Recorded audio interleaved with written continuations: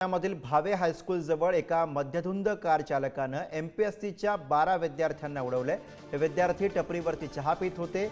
जयराम शिवाजी मुळे असं कार चालकाचं नाव आहे। 12 पैकी 4 जणांच्या पायाला फ्रॅक्चर झालेलं आहे। त्यांच्यावरती रुग्णालयामध्ये उपचार सुरू आहेत। विश्रामबाग पोलिसांनी मध्यधुंद चालकाला ताब्यात घेतले। चालकाची वैद्यकीय तपासणी करण्यात येणार आहे।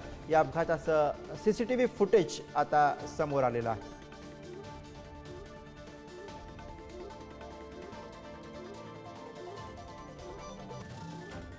पुण्यामधल्या घटनेचं हे सीसीटीव्ही फुटेज आपण बघतो आहोत। कशा पद्धतीनं हा अपघात झाला। त्या अपघातात एमपीएससीचे 11 विद्यार्थी जखमी झालेले होते। या सगळ्यांवरची जी प्रक्रिया आहे ती सुरू आहे। आपल्यासोबत निखिल पिंगळे सर आहेत। सर, काय नेमकी माहिती आहे? कोण हा चालक होता? गाडी कुणाची होती? आणि आता सगळी परिस्थिती कशी आहे?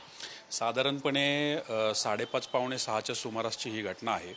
आणि तिथं पाहणारे जे प्रत्यक्षदर्शी लोक आहेत, त्याचबरोबर आपण जे काही प्राथमिक चौकशी आणि प्राथमिक गोळा केलेले जे पुरावे आहेत, त्याच्यातून एकंदरीत असं दिसतंय की की जो चालक आहे तो कदाचित मध्यधुंद अवस्थेमध्ये आहे। त्याचं आता मेडिकल वगैरे करण्याची प्रक्रिया देखील चालू आहे। आणि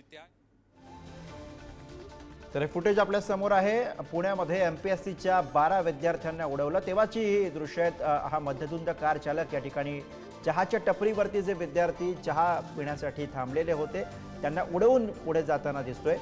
सीसीटीव्हीमध्ये हा सगळा प्रकार कैद झालेला आहे। त्यानंतर आता ताजी जी माहिती हाती आली त्यानुसार या चालकाला पोलिसांनी ताब्यात घेतलेलं आहे। मात्र या अपघाताचं हे थरारक असं सीसीटीव्ही फुटेज आता समोर आलेलं आहे। या अपघातामध्ये 12 विद्यार्थ्यांना या कारनं उडवलंय। टपरीवरती चहा पिणाऱ्या या 12 विद्यार्थ्यांना या कारनं उडवलं।